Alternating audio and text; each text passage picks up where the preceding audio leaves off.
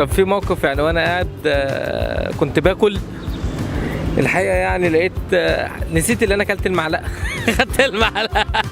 الله، قعدت ابص المعلقه، الله فين المعلقه؟ عمال اقول معلقه ايه يعني جنبي، وانا افتكرت ان انا اكلتها الصنب. طلعتها ازاي بقى؟ ايه؟ طلعت المعلقه ازاي؟ اكيد من بقي. واحنا صغيرين على حسب بقى ما افتكر، كنا ايه صغيرين مع بعض انا واصحابي، صايم وكده، طلع لساننا لبعض، انت فاهم بقى الصحاب مع بعض وكده. بعد كده ادخل اعمل نفسي بتمضمض واشرب، ربنا يستر بقى وربنا يسامحنا. ما كنتش بتتقفش بقى؟ لا، ما حدش كان بيقفشني، بدخل يعني. بدخل لوحدي واطلع لوحدي. احنا كنا بنلعب كوره بعد الفطار كده، فكنا دايما نلعب في الشوارع الصغيره او الحواري، وكانت الناس تجري ورانا، الناس اللي هم الكبار وكده، فكانوا يجروا ورانا، كان منظرنا يضحك يعني. احنا كنا بنلعب بنسيب الجول ونسيب الكوره ونسيب المهمات بتاعتنا ونجري، وده منظر رياضه طبعا يعني، مش ممكن تسيب الحاجه اللي بتحبها وتجري، فكان بيضحكوا الناس علينا يعني. الموقف ده كان مرتبط معاك برمضان بقى؟ برمضان بس، شهر رمضان بس، بعد الفطار دايما كده، بعد العشاء وبعد التراويح. كنت زمان كنا قاعدين مع الأسرة كلها قاعدة وقبل الفطار وقاعدين في البيت، وكنت صايم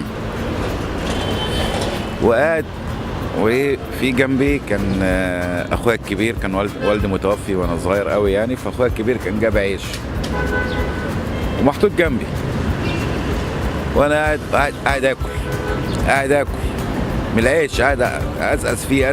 كنا بنتفرج على فيلم في التلفزيون الظهري كده، كانوا بيجيبوا فيلم الظهر تسلي بيه صيام. وبعدين فجأة اخواتي يعني تعمل ايه؟ انت صايم؟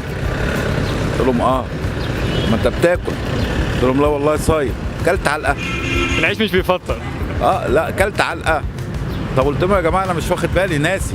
وانا صغير انا كنت بفطر من ورا العيلة، اخش المطبخ اشرب واطلع اقول لهم انا صايم، اقول لهم انا رايح اصلي واشرب في الجامع. ما كنتش بتتقفش خالص؟ لا. مرة واحدة بس، امي دخلت عليا الاوضه لقيتني قاعد باكل. عملت لك ايه بقى؟ ولا حاجه ضربتني، وقالت لابويا الله يرحمه، قام جاب الحزام وقعد يجري ورايا في الشقه. لان انا كنت اجيب الصواريخ واخد بيها اي حد، خاصه في البيوت او في الشوارع. كان رد فعلهم ايه بقى عليك؟ بيزعلوا طبعا، في بيزعل وفي بيبقى مبتسم فرحان بالشهر او بالموسم نفسه يعني. كنا احنا وصغيرين كان بيقولوا لنا في البيت ان انتوا الاذان الظهر هو ده الفطار بتاعكم، كان اذان الظهر ده بالنسبه لنا الفطار. خلاص يعني الموضوع بيخلص بدري كنا 3-4 ساعات وشكرا. هو زمان كانوا بيحاولوا ان هم يعودونا على الصيام من واحنا صغيرين يعني، وبعدين كنت بروح الغيط بقى مع ابويا، فكان يبقى جنبنا البحر اللي هو الترعه، فهو كان دايما عينه عليا يعني، مراقبني لحسن انا يعني اخم يعني، ولا كانوا بيبقى الجو حر، فانا اعمل ايه علشان اخلي باله يعني، اديله ايحاء واديله طمانينه ان انا يعني لا صايم ومكمل، فانام على ظهري واحط دماغي في الميه يعني انا كده تمام اهو، بس افضل انزل لحد ما تنزل في بقي واشرب اعمل يعني. هو الواحد وهو صغير كان لما يجي يتوضى مثلا يقعد يشرب ميه الوضوء وبعد كده يكمل صيامه عادي كده بس اهو. مش بتقفش بقى؟